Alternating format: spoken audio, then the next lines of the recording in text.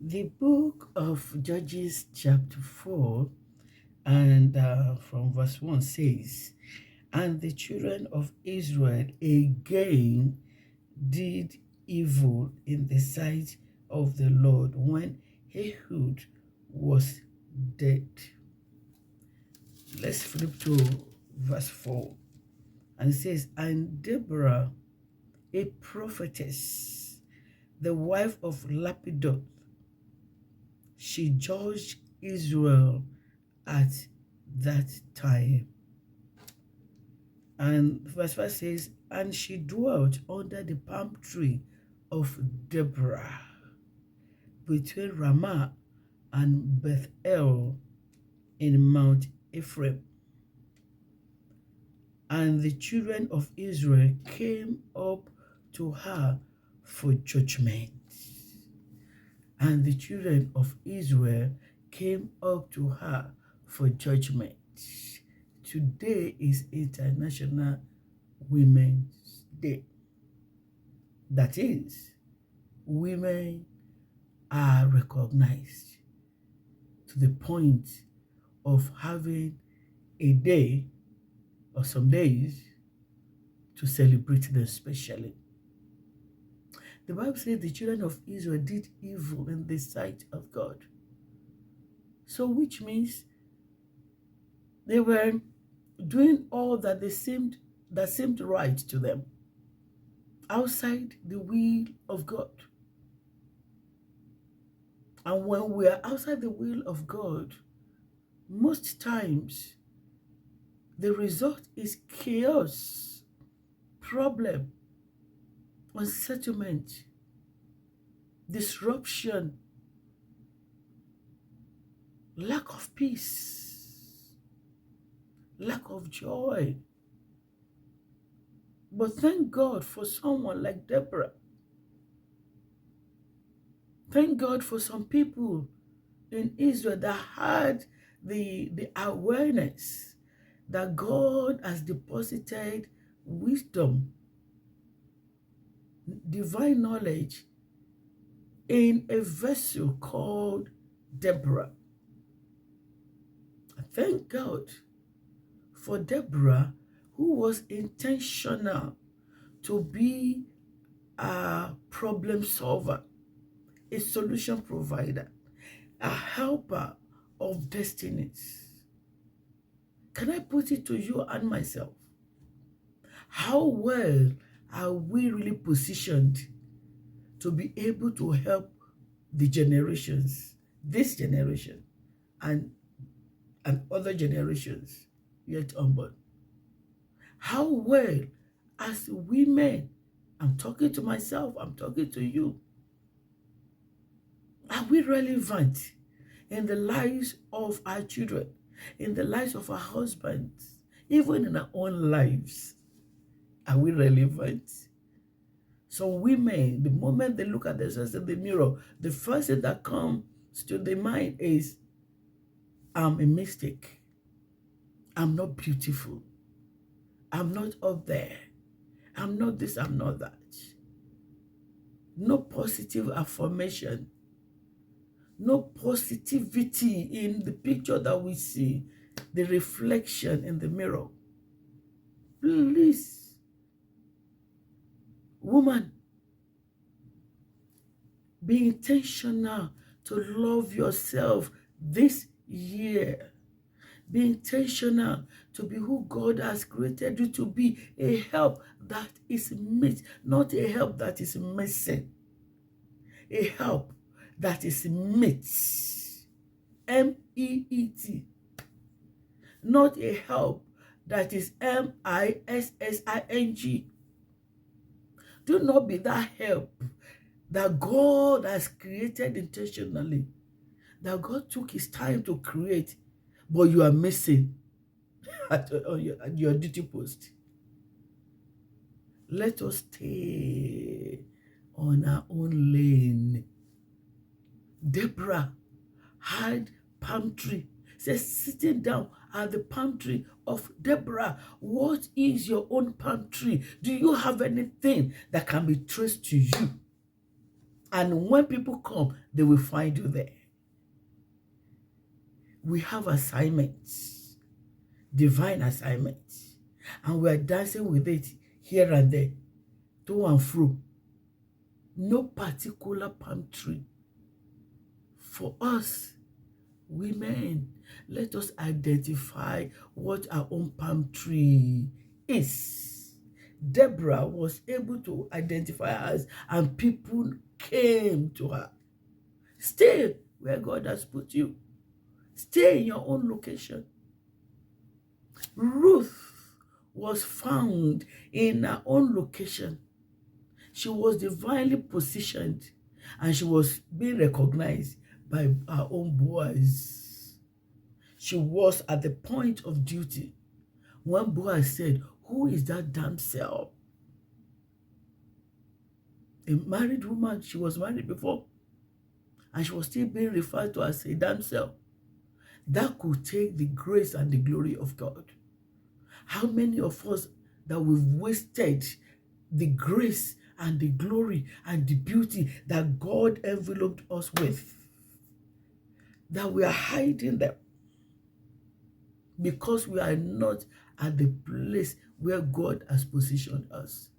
We are bothered, cumbersome with matters that are not relevant to our assignments.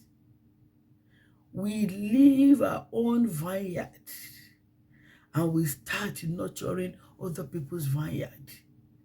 You cannot give what you don't have. Why not nurture your children? Why not nurture your home? Why not nurture your husband? Then you can allow that love to radiate out.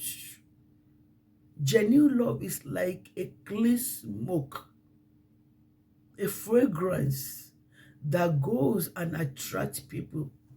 I believe Deborah's family's fragrance was the one attracting the children of Israel to come to her. The Bible said they came to her for judgment. She was capable. She was an asset. She developed herself first. The Bible said she was a prophetess. How many of us are prophetesses? If I can put it that way. That doesn't mean you should be, saying something, maybe be a leader in the church or occupy a kind of position. Occupy your own position in your own house. Be the prophetess of your own house. Hear from God and deliver to your family. Seek the face of God to know what God is saying about that child, to know what God is saying about you yourself, to know what God is saying about the next move in your family.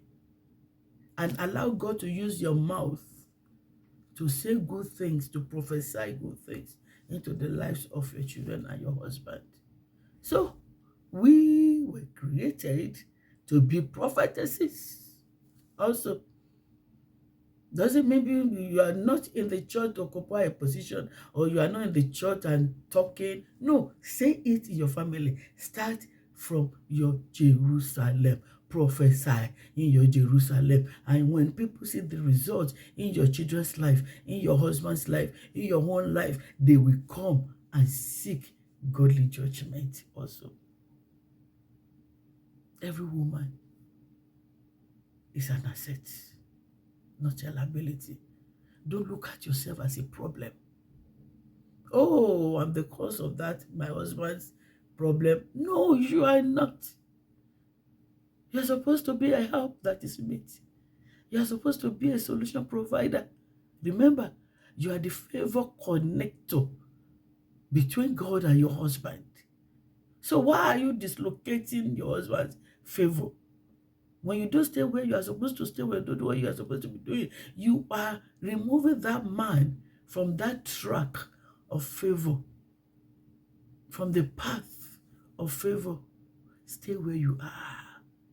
Above all, have your own. What you have belongs to your children. That's their pride. Who are you to your children? Who are you to your husband? Problem or solution? Asset or liability? Who are you? Then, can I ask you this question? Who is God to you? Is God the Father of all? Yes. Is God the creator of the whole universe? Yes. Is God our Redeemer? Yes. Our provider? Yes. All those capital, capital, yes. But you as a person, you as a woman, who is God to you? Be intentional this year to know, to discover, to understand who God is to you as a person. A father is a father of everyone, but who is he to you? What is your relationship with God? This year is still young, and it is not young anymore. January 1st was the birthday of this year. We are in March. The year is 3 months old. How old are you in God? How old are you in God?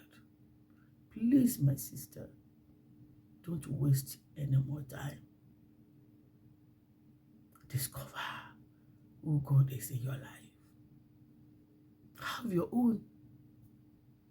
What is your own? What is your signature? Who are you?